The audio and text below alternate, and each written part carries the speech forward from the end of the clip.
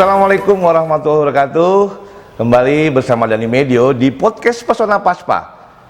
Kayaknya kita udah kangen banget nih ngomongin tentang pasca panen bersama peneliti-peneliti dari Balai Besar Pasca Panen Badan Litbang Pertanian.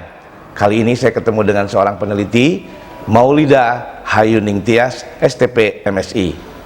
Kita ngobrol ya sama dia. Assalamualaikum. Waalaikumsalam. Mbak Tia? Pak Dani, betul. Saya manggilnya Tia aja ya. Tia. Padahal Hayuning Tias ya, Maulida Hayuning Tias STP MSI. Teteh atau ibu atau mbak nih? Enaknya Pak Dani deh. Oke. Semua bisa. Oke, aku manggilnya mbak ya. Ya, boleh. Oke, Mbak Tia. Mbak Tia ini kan peneliti di Balai Besar Pasca Panen Badan Litbang Pertanian ya. Betul. Nah, saya pengen dulu tuh pernah ngebahas ada namanya tepung telur, tapi tepung telur. Betul. Tapi ini saya lihat Mbak Tia ini mau ngebahas tentang tepung telur asin. Iya, Pak. Itu kayak, kok udah telur asin mau dibikin tepung lagi? Ceritain dong, ceritain. Oh, tapi kenalan dulu dong sama boleh. Sobat Pesona Paspa nih. Iya.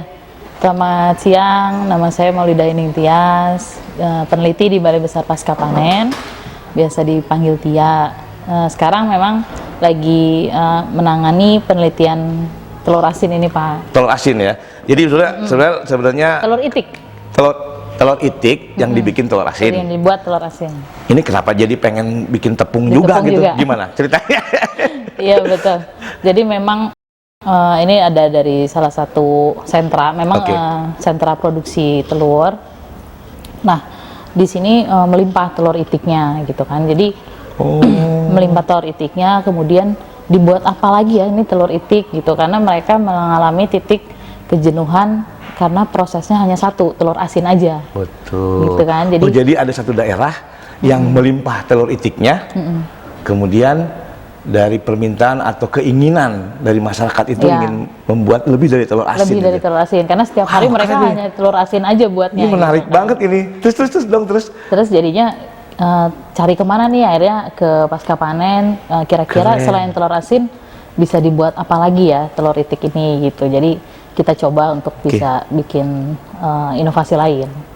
Wah, Bu Tia, kalau gitu karena melimpahnya telur itik kemudian telur asin, tapi sebelumnya Ibu Tia udah pernah memang ada penelitian tentang buat tepung telur asin itu. Tepung telur asin belum, Pak. Memang dari awalnya yang pada karena disebutkan tadi ada Iya. tepung telur ayam.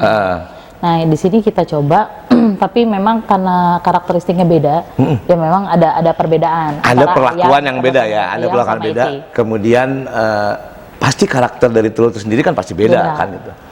Terus gimana animo yang itu apakah setelah buat itu kemudian masyarakat tadi yang ingin membuat tepung telur asin Ya, seperti betul. apa?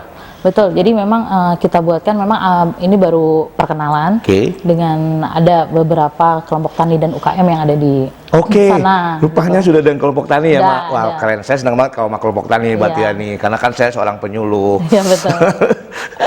Jadi Terus? udah ada kelompok tani sama nanti mungkin bisa ke UKM, tapi yang pertama kali memang kita ke kelompok taninya, bahwa kita perkenalan ini loh Pak tepungnya dari telur itik tuh bisa seperti ini jadinya gitu.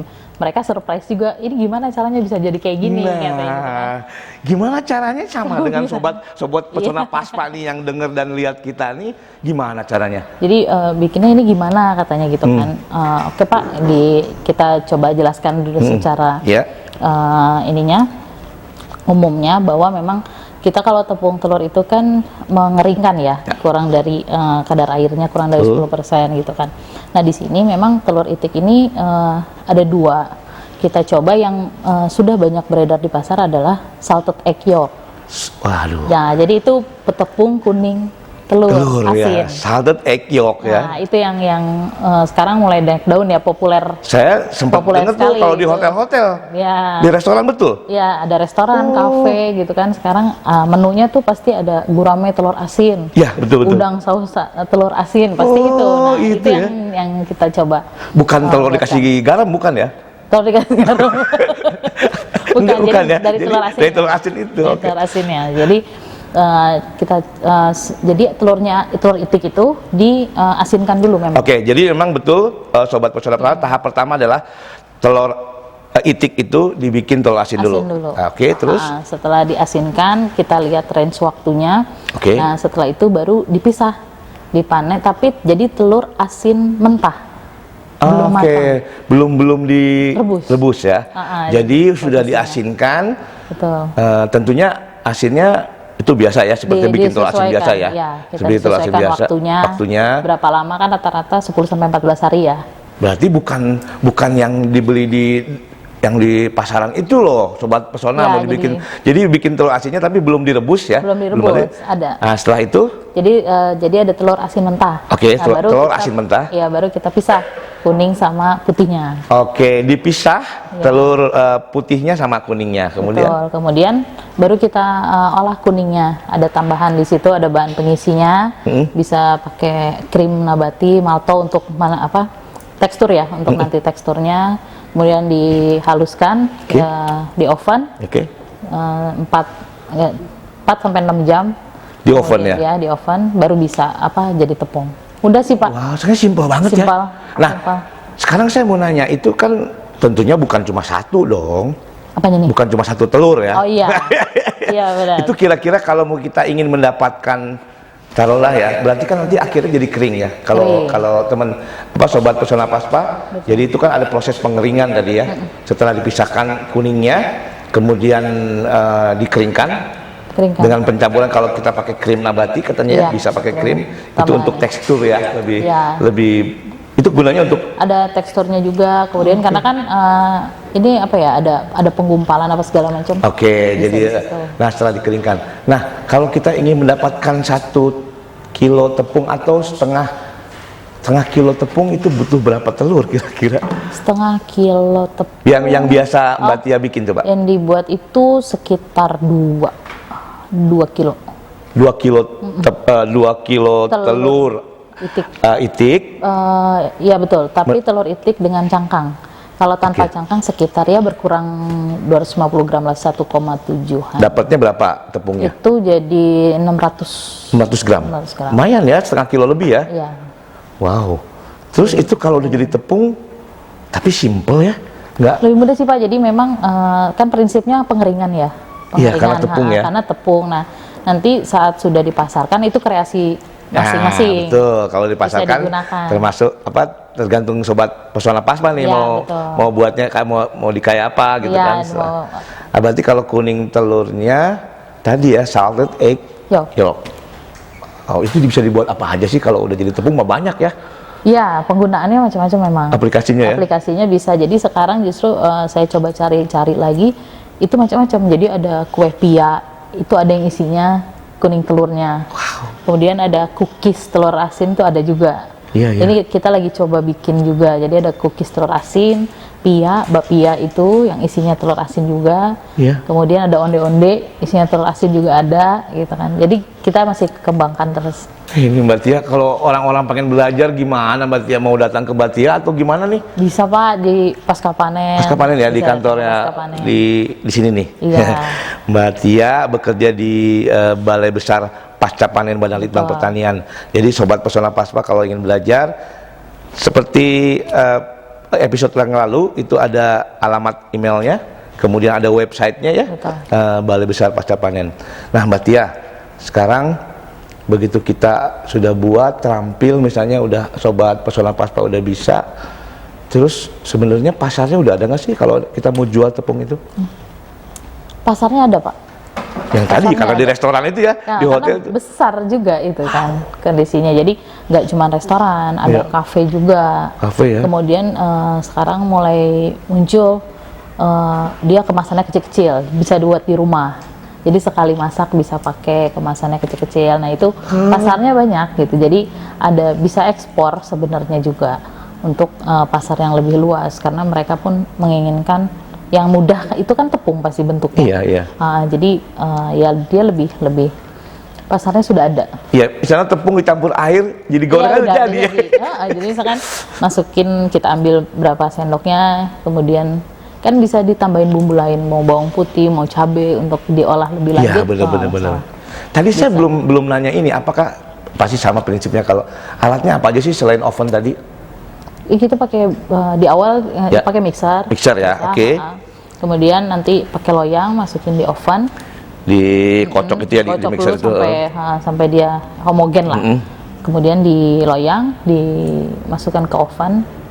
Terus selesai dihaluskan. Dihaluskan ya. Udah. Tentu halusnya pakai kayak blender gitu ya. Atau itu dalam dalam jumlah yang tadi ya, yang apa skala resep yang 2 kiloan ya, 2 kilo setengah ya. 2 kilo aja. Wow, itu kuning telurnya. Terus putih telurnya kemanain tuh? Nah memang putih telurnya ada juga Pak, itu pemanfaatannya dia bisa bikin kerupuk. Jadi itu kerupuk telur putih asin, telurnya. Putih telurnya. Jadi ada tambahan pakai tepung terigu lagi, tapi menggunakan jadi asinnya udah jadi tepung dari telur asinnya. Bukan jadi pakai garam ya? Garam tambahin lagi. Ya artinya itu udah asin kan, dari jadi putihnya gitu. Jadi pemanfaatannya luas banyak ya. Sampai kalau saya tahu cangkangnya pun bisa jadi pupuk ya, terus makanan penambah untuk protein juga. Kalau kita gabung misalnya membuatnya tidak hanya kuning telurnya dengan putih telurnya bisa? Bisa, kita juga lagi coba kembangkan yang whole-nya untuk penggunaan mungkin cookies ya. Cookies itu ya? Atau kue ke bolu-bolu itu, karena ini putihnya ikut. Iya. Putihnya ikut terolah. Iya. Terus tapi ini ya penggunaannya sama aja ya. Nanti setelah itu boleh dibikin kue, dibikin campuran makanan lain ya untuk punya makanan. Bahkan kalau yang dulu mungkin bisa langsung bikin omelet juga bisa. Omelet bisa. Iya kan, campur air ya. Iya. Udah nggak usah kasih garam lagi tadi. Udah ada, tapi asin Pak. Jadi ada tambahan yang lain. Kalau konsentrasi asin tergantung kita ya. Tergantung buat telur asin. Jadi misalkan memang standar telur asin sampai matang kan tadi 10 sampai 14 hari. Ini bisa kita majuin. Misalkan cukup ternyata cuma 7 hari. Misalkan atau seminggu aja 7-8 hari bisa untuk diolah karena kan kadar garamnya masih rendah. Aduh, ini keren banget ini Sobat Pesona Paspa. Nah sekarang setelah jadi tepung, itu lama penyimpanannya berapa? Kalau tepung memang kita juga lagi ongoing untuk yang umur simpan. Ini sementara masih 6 bulan di kulkas masih oke. Kulkas ya? Masih oke di kulkas. Jadi masih bisa. Jadi masih sekitar 6 bulan masih bisa. 6 bulan wow. Masih bisa. Awet ya? Awet. Penggunaannya sedikit kan kalau udah mau dibikin. Sedikit. Cuma berapa ya? Paling 2 sendok, dibuatnya 3 sendok.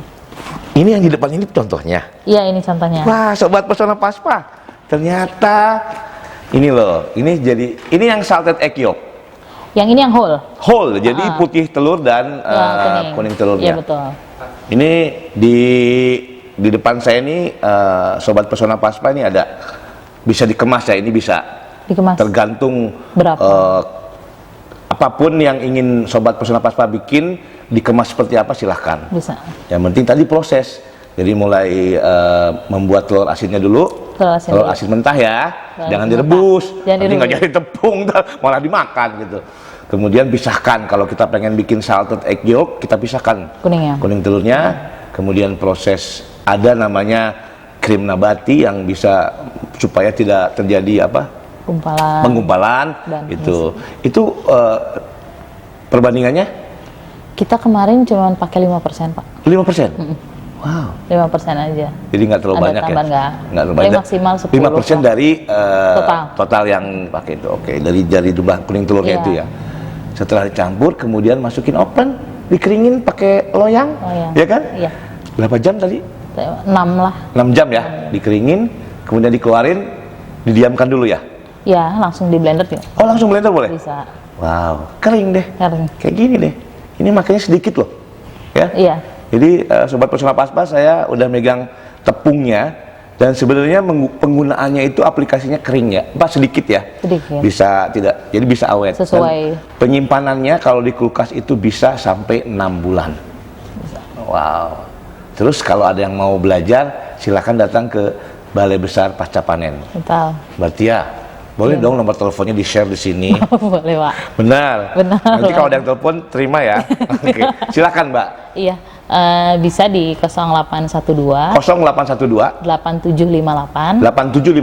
747 747. Sobat Pesona Paspa, boleh langsung telepon. Boleh. Kalau penasaran cara buatnya dan bagaimananya, terus bisa, wah asik Bisa, nih. Pak. Ternyata UMKM juga udah belajar banyak ya, UMKM sama Sudah. kelompok tani yang ada di lokasi yang banyak telur itiknya. Iya, nanti kita mulai BIMTEK lagi. Wow, keren. Oh, ada BIMTEK lagi? Ada, BIMTEK online apa BIMTEK BIMTEK offline. offline? Mesti ke sana dong ya. Iya.